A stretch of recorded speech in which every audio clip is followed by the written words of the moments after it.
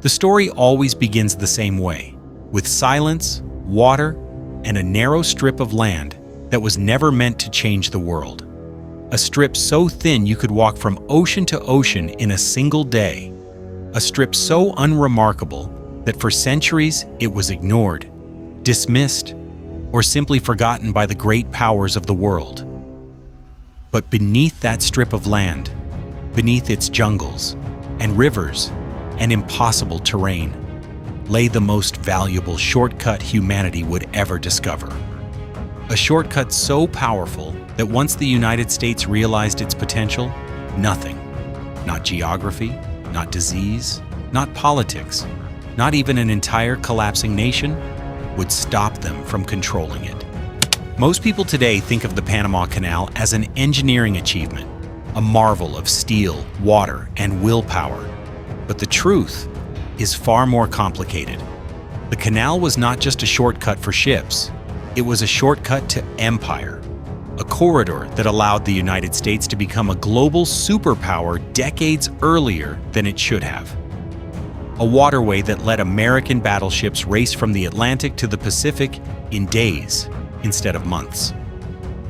A route that turned the U.S. Navy into a two-ocean force and reshaped the balance of power across the entire planet.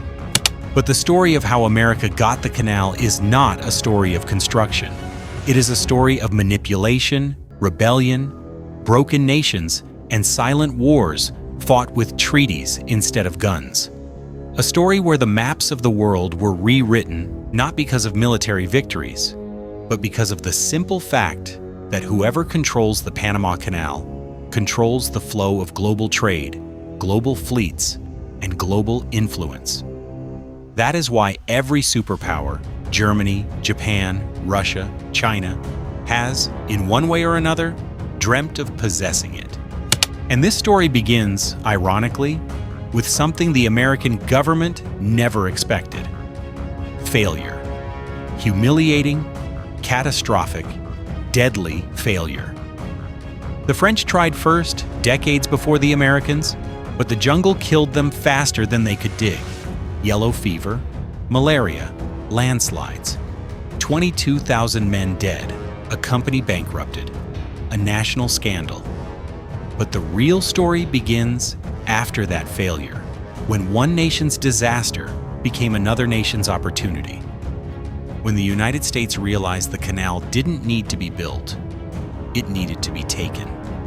Because buried inside the French bankruptcy was something more valuable than machinery: the rights, legal rights, half-built canals, land surveys, contracts, and most importantly, a broken country called Colombia, which at the time owned the province of Panama. This is the point where the story becomes dark.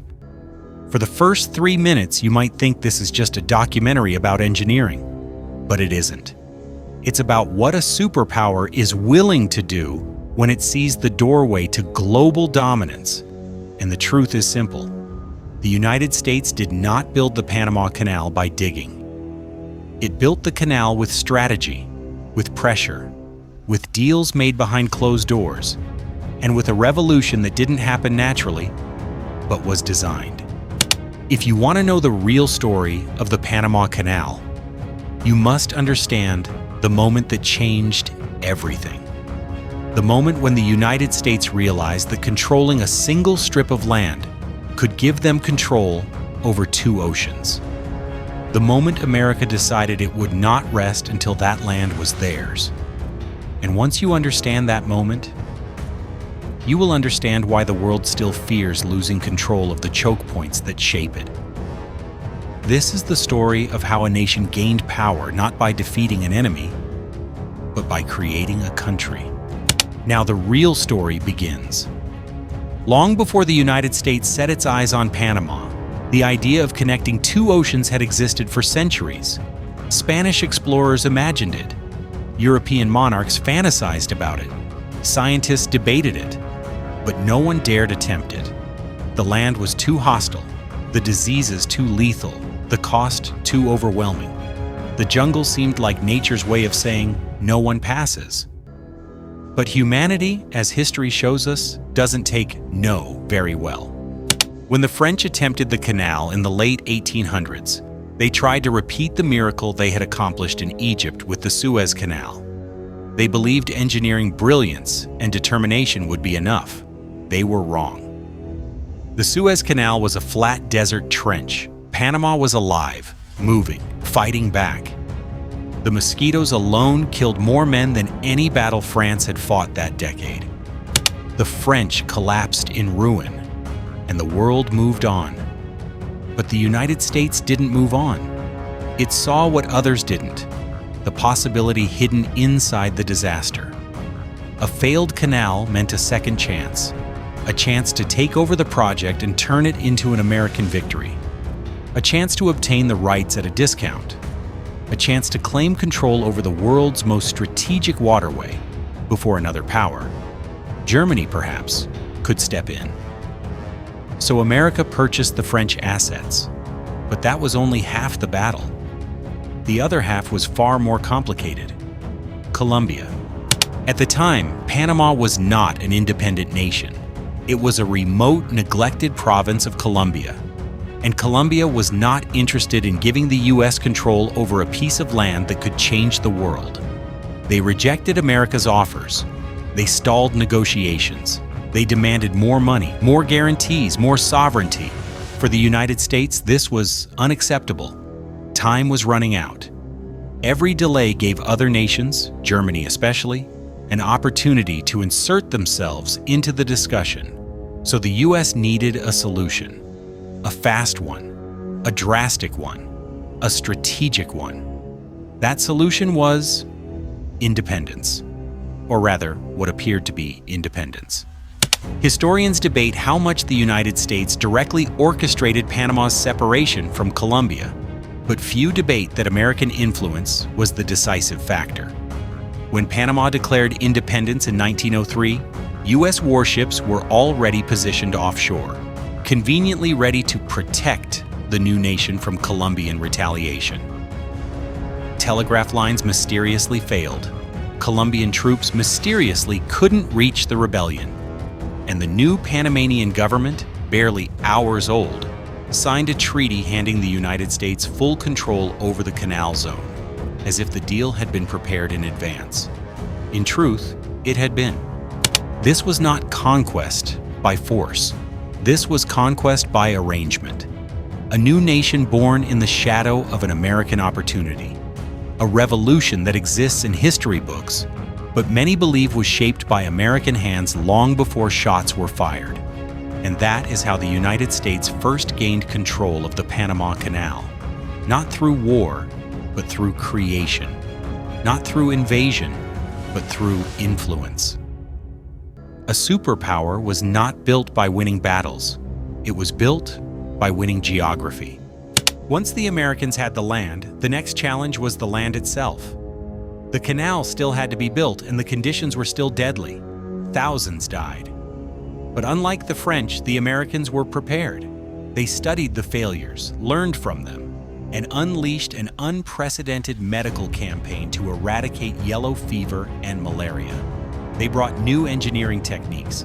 They invented machines that did not exist before. They carved mountains, redirected rivers, and used dynamite on a scale almost unimaginable for the early 1900s. The canal took 10 years. 10 years of cost, 10 years of strategy, 10 years of seeing not what was in front of them, but what it would mean when finished.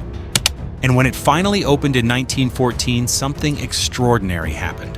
The United States suddenly had access to both oceans at once, not in months, not in weeks, but in hours. American battleships could move between the Atlantic and the Pacific like no other navy on Earth. During World War I, this was a strategic advantage. During World War II, it was essential. The canal allowed America to redeploy fleets quickly, respond to Japanese expansion, protect Atlantic convoys, and maintain global military flexibility. Without the canal, the United States could not have fought a two-ocean war effectively. With it, the nation became the unquestioned global naval power. But the canal also brought something else: economic dominance. Trade routes condensed, shipping costs dropped. For the first time in history, the United States stood at the center of global commerce. The canal turned the Western Hemisphere into America's economic sphere of influence. It gave the U.S. leverage over Latin America, power over the Pacific, and prestige in Europe. Every ship that passed through the canal paid not just a toll, but a tribute to American engineering, American ambition, and American supremacy. But power attracts enemies. During World War II, Japan studied ways to sabotage the canal. During the Cold War, Soviet intelligence mapped it in detail. Terrorist groups, rebel organizations, even drug cartels later considered it a target. The canal is more than infrastructure. It is a pressure point, a button that, if pressed, could disrupt global trade, shake economies, and destabilize governments. That is why the United States guarded it so fiercely. However, the world changed in the late 20th century. The U.S. faced international pressure to give control of the canal back to Panama. Many Americans were outraged. Some believed giving it away would weaken the country. Others believed it would lead to chaos. But the truth was more subtle. America gave up administration of the canal, but not its strategic oversight. Through treaties, agreements, and quiet negotiations, the U.S. ensured that access to the canal would remain open, but also controlled in ways favorable to American interests. And this brings us to the present. Most people think the canal is simply a shipping route. But in the world of geopolitics, the Panama Canal is still one of the most valuable pieces of real estate on Earth. When it dries, global trade cracks. When it closes, economies shake. When it's threatened, navies move. The canal is the reason Latin America became a region of American influence. It is the reason the U.S. built the largest navy in history. It is the reason continents could suddenly be connected. It is the reason no nation, not even China or Russia, can ignore the Western Hemisphere's balance of power. And here is the twist. The Panama Canal is slowly losing water. Climate shifts threaten its roots. And for the first time ever, the canal is no longer guaranteed to function at full capacity. In other words, the shortcut that built a superpower may become the bottleneck that weakens one. New powers are watching. China has expanded presence in Panama. New shipping routes in the Arctic are opening slowly as ice melts. The U.S. Navy is spread thinner than it has been in decades, and the canal, once a symbol of American dominance, is becoming a contested space again. This time, not through war, but through economics, influence, and diplomacy. This story is not finished. The Panama Canal is not a historical artifact. It is an active battleground, one where alliances shift quietly, where agreements matter as much as armies, and where the control of water determines the control of the world. The canal began as an impossible dream. It became a geopolitical weapon, and today it stands at the center of a new silent conflict. The conflict over who will shape the next century of global trade and global power. Some wars are fought with bullets. Some are fought with maps. And some, like this one, are fought with water. The Panama Canal is all three. And this is only the beginning of the series.